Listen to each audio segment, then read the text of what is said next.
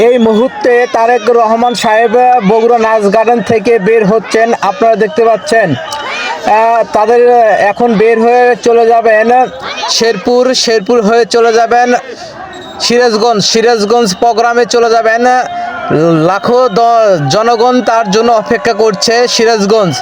যাই হোক, দেখতে পাচ্ছেন এখানে হাজার হাজার মানুষ জড়ো হয়েছে তারেক রহমান সাহেবকে বিদায় দেওয়ার জন্যে।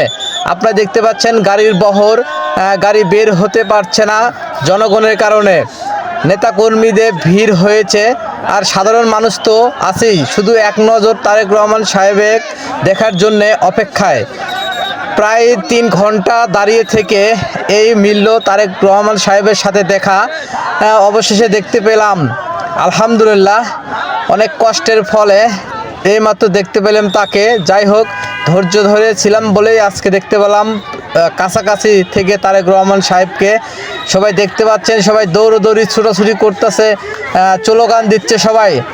আপনারা তো নিজ চোখে দেখতে পাচ্ছেন। এই মুহূর্তে ছেড়ে গেলেন বগুড়া শহর থেকে তারেক রহমান সাহেব।